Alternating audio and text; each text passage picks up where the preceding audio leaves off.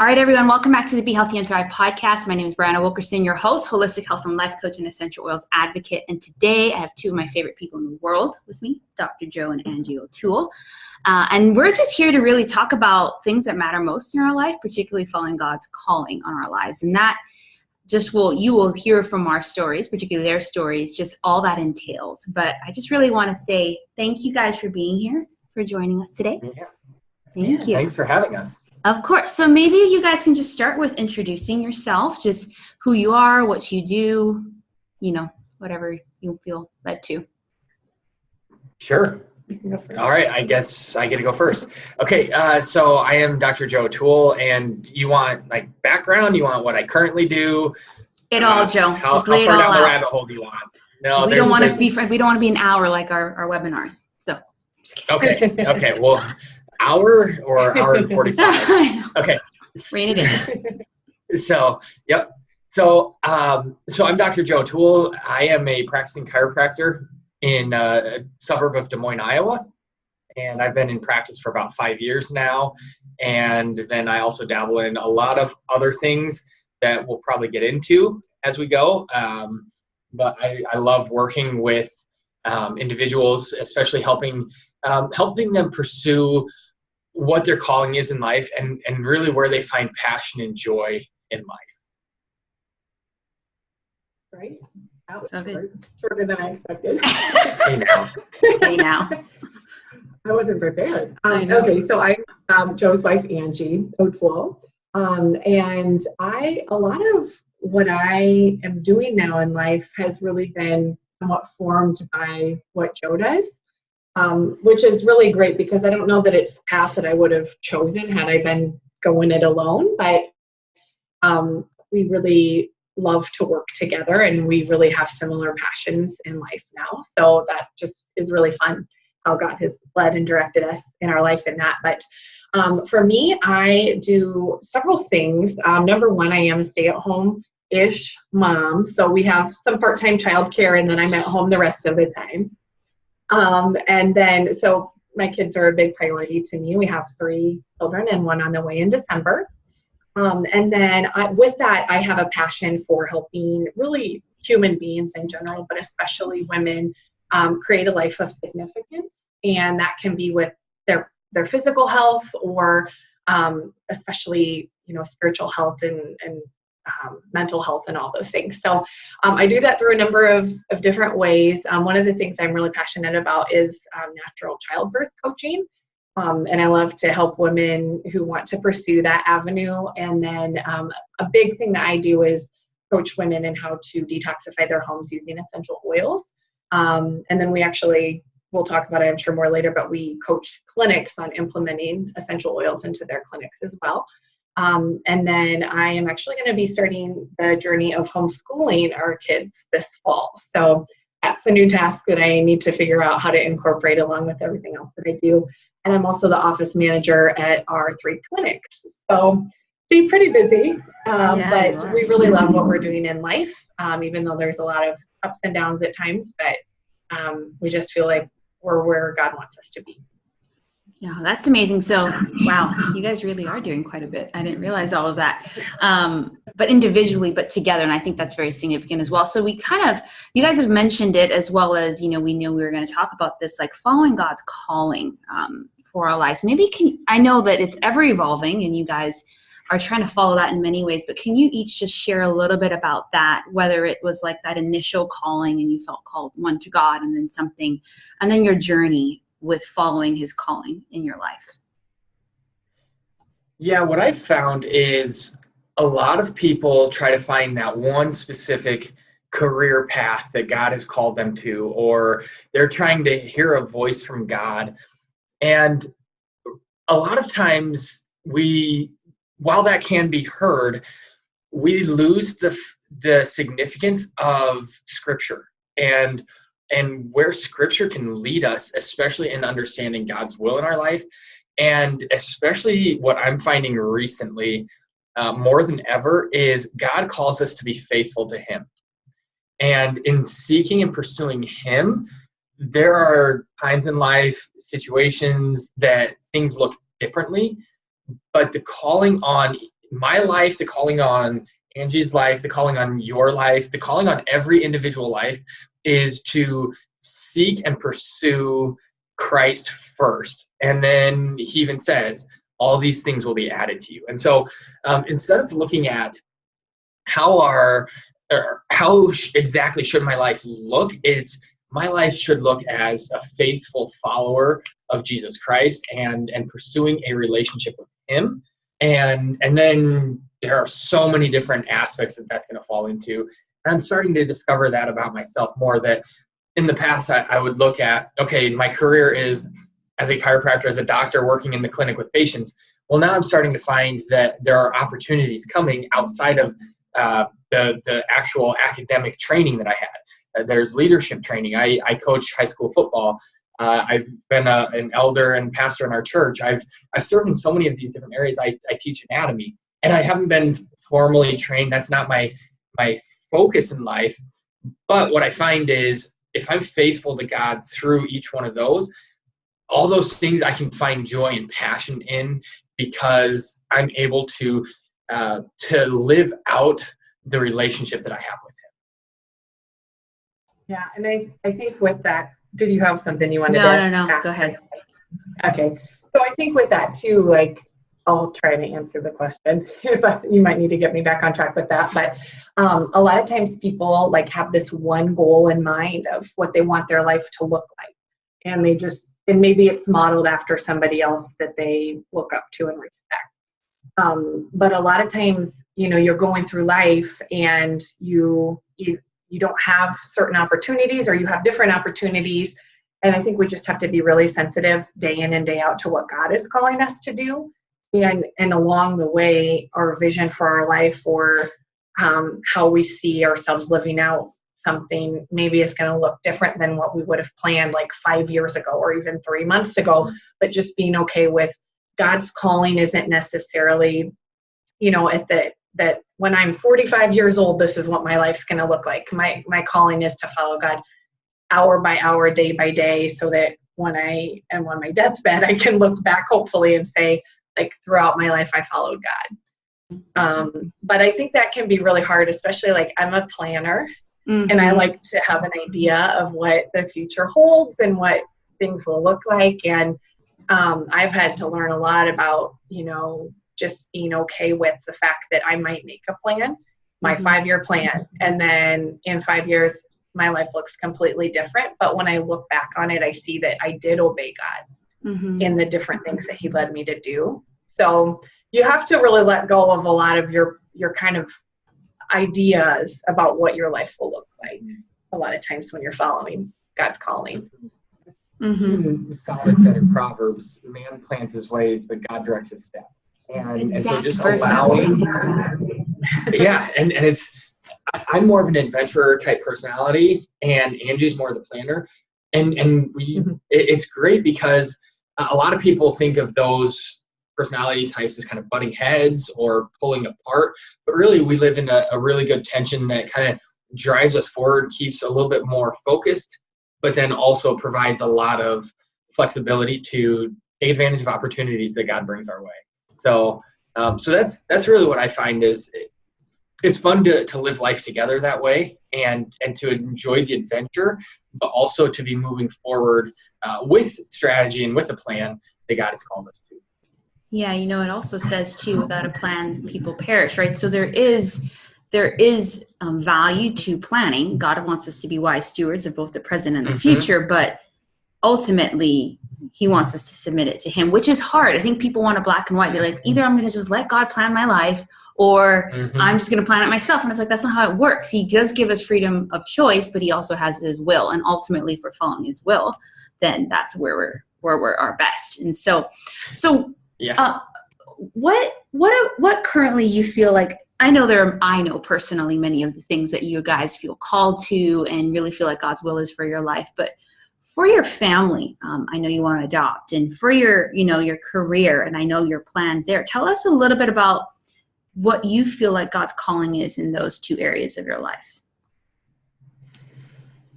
Well, I'll kind of go into the adoption component of it, because I do feel like it actually kind of ties into career a little bit too. But But we actually met going on a missions trip to China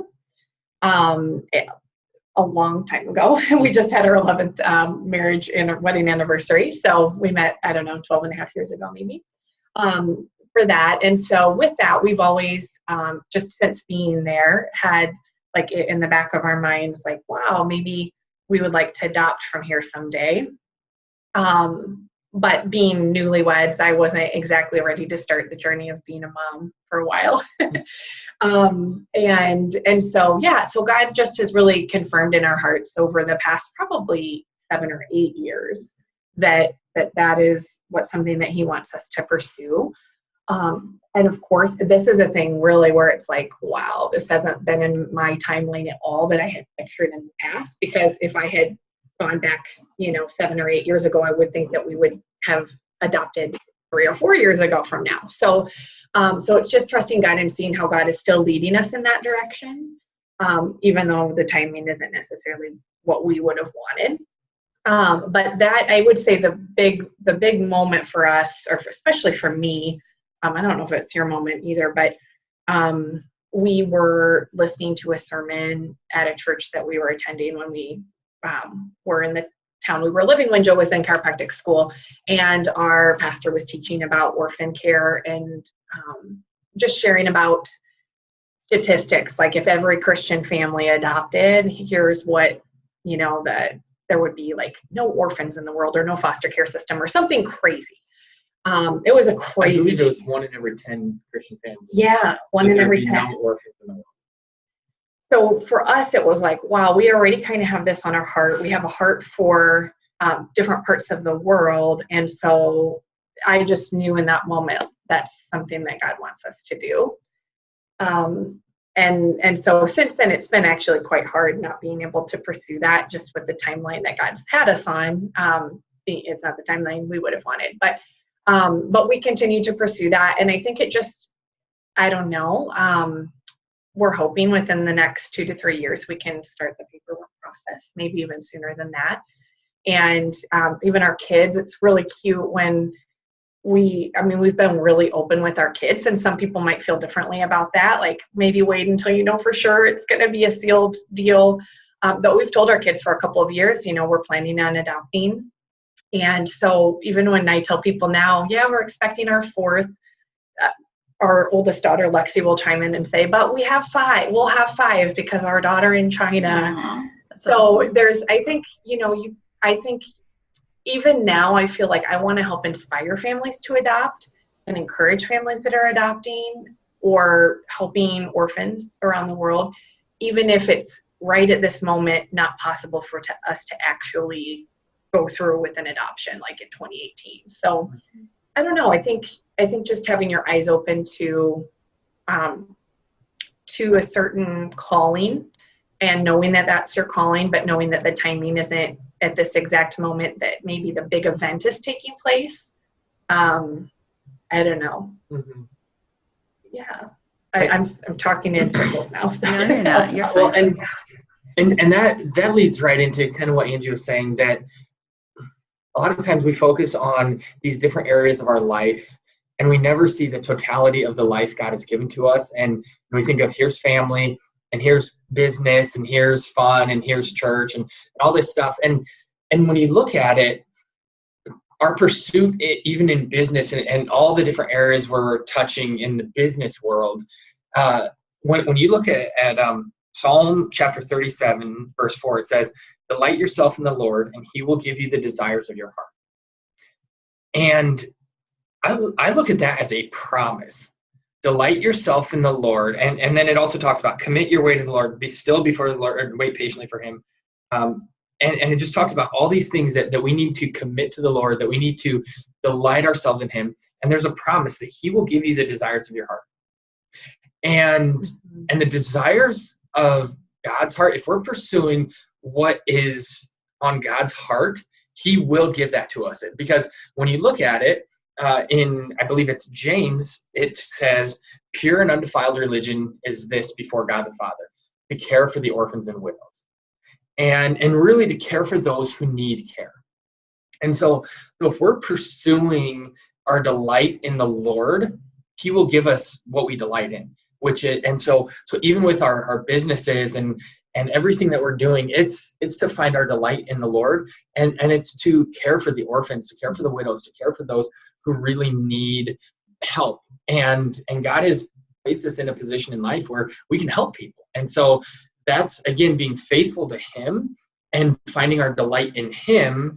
Now we can find our own joy. We can find the desires of our heart. And so that's where even with our business, with the clinics, a lot of what we're working towards is creating a foundation where a lot of the profit from the clinic can flow into supporting that foundation to help care for orphans and unborn and their mothers and those who truly need the care that we can provide. And so God has gifted us with this. We can pursue our joy in our business.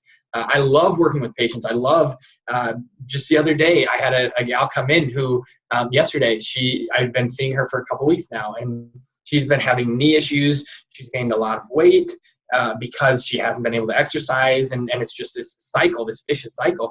And she came in, she told me, I'm able to start exercising now. I've lost 30 pounds in the last couple of months, working with a trainer, working with you, because I can start exercising now, and I feel like you've given me my life back.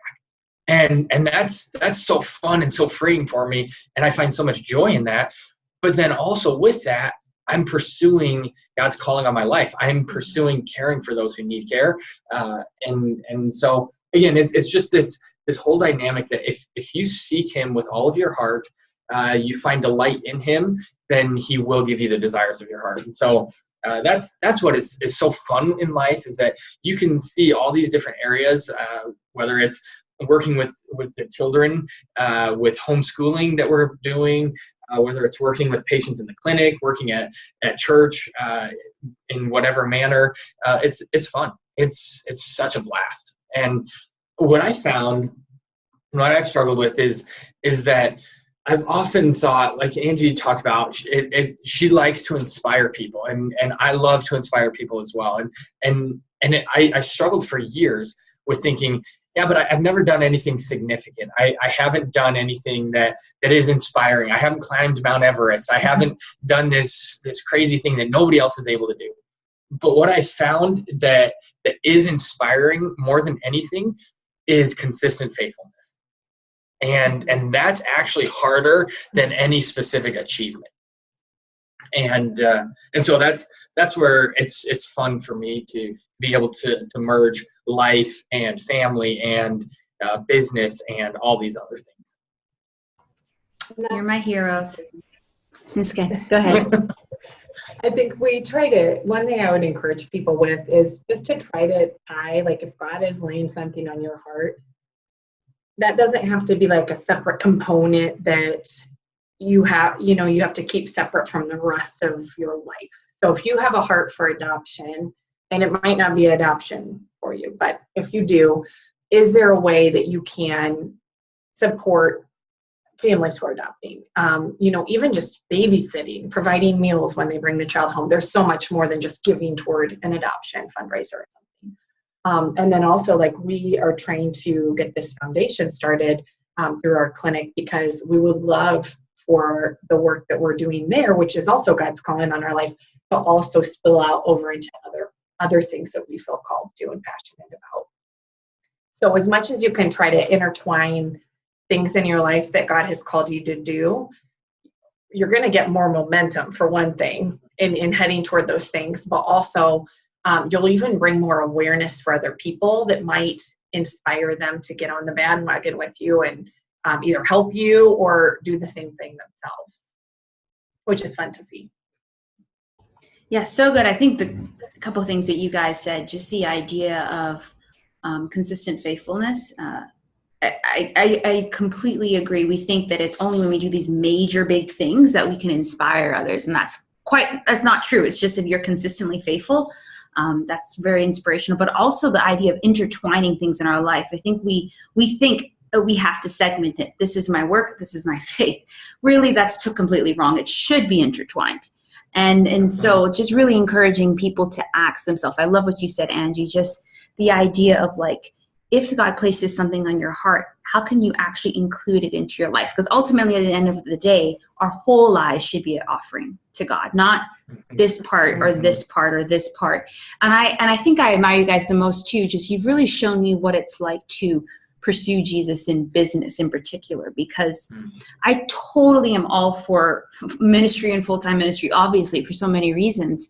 But I think we, as the church, have just said this is secular and this is sacred. And that is actually contributing to God's kingdom not coming on earth as it is in heaven, because we're just saying it's this area. I think I saw some statistics, like there's like a huge percentage of the workforce of the church is in what we would call the secular workforce. But we're not equipping them. We're not saying empower them to say, hey, your calling is just as important, and therefore we want to equip you. And so God's kingdom is not coming in the right way. So maybe just kind of share a little bit about your journey with that in your faith and business. Like, how have you kind of reconciled that? Like, I mean, I know you guys don't see it separate. You just see it as another avenue. But those listening who are having maybe trouble seeing that as that intertwining, kind of share a little bit more on that for them. Well, I would say kind of first off that really following Jesus and following his calling on your life means there's going to be risk taking. And a lot of times we don't even learn to count the cost, but even Jesus said that when he was calling his disciples or the apostles, he laid out that, there's a risk to be taken. Count the cost. Know before you go in that you're going to have to pick up your cross and follow me, that the Son of Man, that foxes have their hole, birds have their nest, Son of Man has nowhere to lay his head. And that's what you're gonna have. So you know what what's coming going into it. And so knowing beforehand that it's not going to look normal, and your life is going to be full of risks. A lot of us, and even just the human psyche, tries to avoid or minimize risk as much as possible. But in order to truly follow Jesus in a way that is intertwining everything in life, you have to live differently. You have to think differently. And it's about complete surrender of control, which is really hard for us to do. And when you do that, then that means there's risks that are going to be taken. So for us, like Angie mentioned, we met going on a missions trip to China. I wasn't ever growing up thinking I would ever go to China. Never had any interest in China. There was a lot of other parts of the world that I wanted to visit and see, but China was not one of them. And when the risk that was taken there, honestly, I met Angie and we fell in love, and life is great. And then even from that, then it led into, all right, now we're looking at, we felt God calling us to return to China for some reason. We had no idea why, and we're still learning why. And we thought, okay, maybe we'll retire early, make a lot of money, and then we can kind of live our life for Jesus then. And so we started looking at that, but then we had to ask ourselves the question, is that really being faithful to the calling God has given to us? And so in between my undergrad and my doctorate program, we decided, you know what, let's just take a year off and go live in China for a year and see why God wanted us, and just pursue that calling. And then we came back, went to school, and I didn't want us to go back. But that was a huge risk to put off school and career for a year. But we learned a ton. We experienced a ton. And that's even brought about opportunities now that we would have never thought were an option ever in life.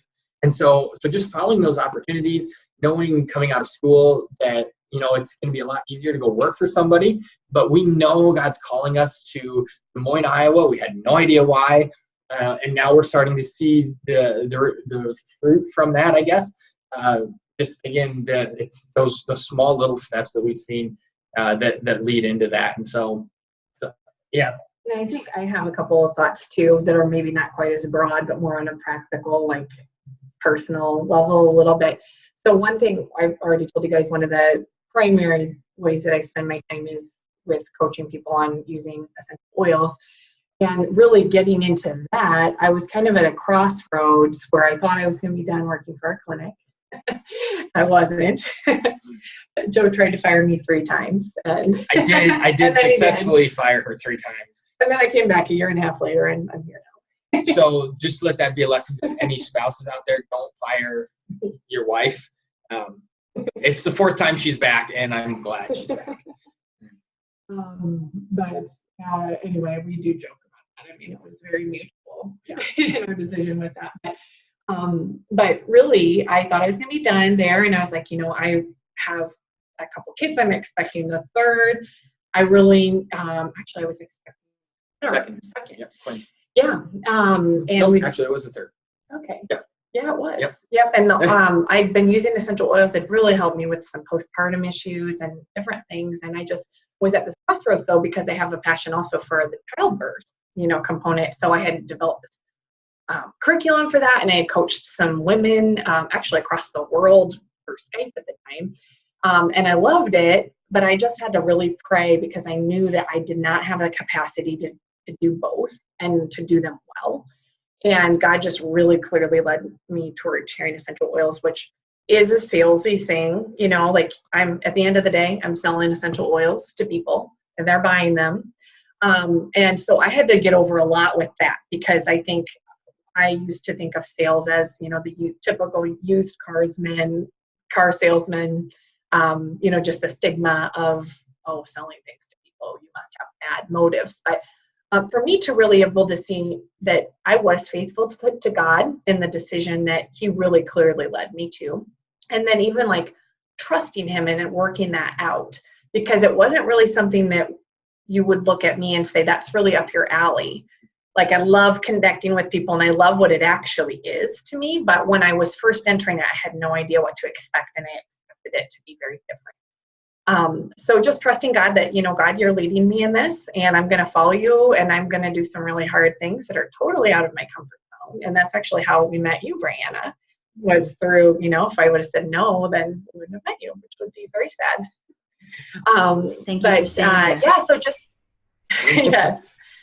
So I think just, following God, even in those hard moments of like, God, you led me to do this career move, or you led me to move to this neighborhood. You allowed me to buy this house here or move into this apartment. And so clearly you want me here for a reason, whatever it is in your own life. And then following him every step of the way in that, even when you're unsure of what that will look like. So for me, it meant a lot of really uncomfortable moments, but God really took all of those and really created something beautiful that I love to do and that I get to connect with people, which is the biggest thing I love about it. And I get to help people with their help. So, yeah. And let's be honest, it's not an easy life. Mm-hmm. There have been a lot of struggles, and anytime you step out to follow God's faithfulness, or to follow God faithfully in his calling, you're going to end up in leadership. It's just you're going to be put into places where you're following God and God wants you to have other people following towards him. And it's just a natural progression in life. And when you get into those, it's not comfortable. It's not easy. From financial, there's instability. You don't know sometimes if you're going to get your next paycheck or not, because I'm not getting this from somebody. I don't just put in my time and all right, it's there. We didn't make any money at all for the first 2 years, which was really difficult to say the least. And but God showed his faithfulness just more than we could ever imagine, even at this point. But just looking back, we can see that. And so it's hard, it's difficult taking those risks, but the reward is beyond compare. Like, I love our life. I would not change anything about it. I wouldn't. Obviously, there's growth and there's things that are happening and changing and all that. But I love what we have because we are changing, and our life is always changing. And so that's where I wouldn't change it, because it is changing itself, if you will. Even though it's difficult, and even though there's a lot of unknown, that it's still, there's so much joy, so much excitement. And what God is doing in our life. And so it's hard, but it's fun.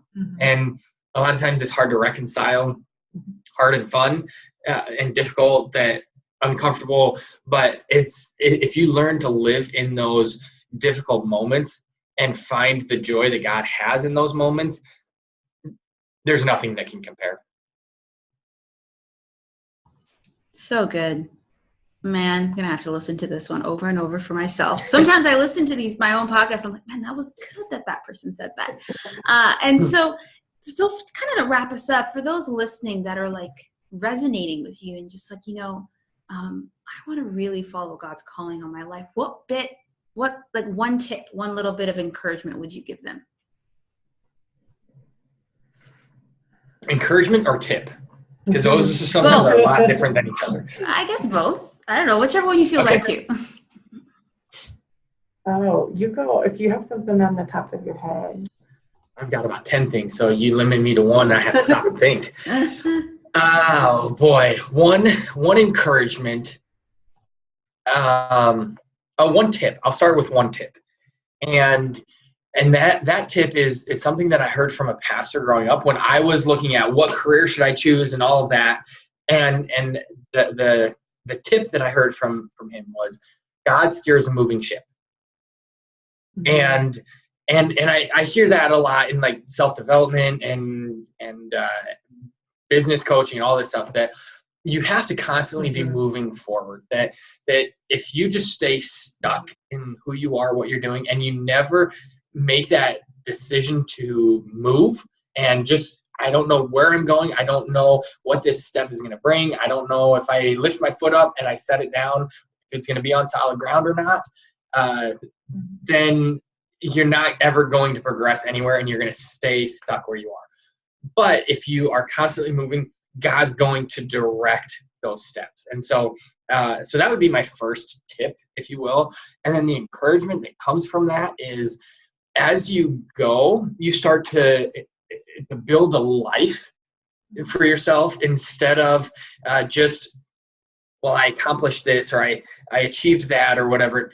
It starts to be this life that you can look at, and you can look from the outside, you can look from the inside, and it's just fun and it's enjoyable. You get all these experiences that, like we talked about just a little bit earlier, the risk that we took when we were early on, when we were looking at even sharing a lot with oils and teaching and everything, was we weren't making a lot of money from anything anywhere at that point in life. But one of the questions that we asked was, if we were to build a business anywhere in the world, where would it be? And Angie's first response was, somewhere Caribbean. I want to go where it's warm and sunny and not Iowa. And so we had some connections down in the Cayman Islands. Her sister lived down there, and so we went down to the Cayman Islands, and that's how we met you. And so just that risk, but because of that, now the relationship that we've developed with you, the relationship we've developed with others through that, and just the joy and the fun that we can now have because of those decisions to take that step forward, even though we didn't know where it was leading, has led to where we can look back and say, I'm really glad that we made that decision. And I would say my tip would be to surround yourself with at least a couple of people who really fuel you and encourage you. One of the things that I had to do early on when I realized, wow, I'm not just I don't mean just a stay-at-home mom in a negative way, but like, I have a lot of hats that I have to wear, not one hat that I have to wear. I really had to limit my time with people that were draining me. And I had to make sure that I had time in my life for at least one or two people who I would, get together with them for an hour, and they would really fill me up and fuel me. And of course, I want to be that for other people as well. But if I'm just running on empty and never being poured into, that can't happen. It took me a really long time to learn that lesson, and I honestly still have to remind myself of this. But that would be a huge tip if you are wanting to follow, God and really pursue, like, how do you, the crossroads of like your career and what you're like pursuing in life in that way, and your faith. And then the encouragement, I think, is just that you really should never give up, because God never gives up on you. And as long as you are truly calling are following his calling on your life, he really will be enough, and he really will provide for you. And Joe alluded to, we've seen God provide. So just trust that God is going to provide. The biggest thing that you have to do is to really be listening to him and follow him, and even take those steps that are scary, but it will be worth it on the other side. So good. So thank you so much. So if people are thinking, oh man, I just want to like learn more from them, like where can we follow you on social media, your websites, of these things that you're involved in? Maybe just share with us some links and stuff. Yeah, definitely. Well, I'm not much of a social media person. I'm a little more old school. So I am on Facebook. I am on Twitter. I'm starting to get a little bit more active on Twitter. Just in the sports world, that Twitter is a big thing. So I'm starting to get a little bit more active on that. So my Twitter handle is @MovementGeek, or @MoveGeek, I think. I love human movement and all that. I geek out about that. So @MoveGeek, I believe, is what it is. My Facebook page is Dr. Joe O'Toole, DC, and then some of the business that we do, Clinical Oils. It's a page primarily geared towards healthcare professionals, whether it's doctors, nurses, in different settings, whatever that is, but the clinical side of things. But there are also very useful tools for anybody to use when it comes to living a natural, toxic-free lifestyle. So that's a business. For our clinic, it is Lifestream Clinic, and so you can go to there on our Facebook page, the link to our website there, which again needs to be updated because I'm not huge in the online world. So those are kind of some for me. And then probably for me, the best way would be on Instagram. So you can just look for Angie O'Toole, and O'Toole without an E. And you can find me on Instagram there. And then the other stuff that Joe mentioned. You always have the best posts. I love watching your stories with your kids. Yay! I just love watching parents and their kids' stories. They just get the cutest little things. Anyways, so thank you guys so much for joining and just sharing with us your heart to see people mobilized in God's kingdom and really following his call in their lives, and knowing that take risks, and knowing that also is joyful in those risks. And so thank you so much. So much. Thank you. Yeah, thank you for inviting us. Thank you. And everyone listening, just be sure to check out the links that go with this. This month I'm offering a Tools for Success bundle, just how you can goal set, plan, and do some vision board. Angie and them know I have a vision board, just all about like going after those things that, again, maybe, God is calling you to, and just following him in his time. So check out the links for that. So thanks everyone, and see you on the next episode.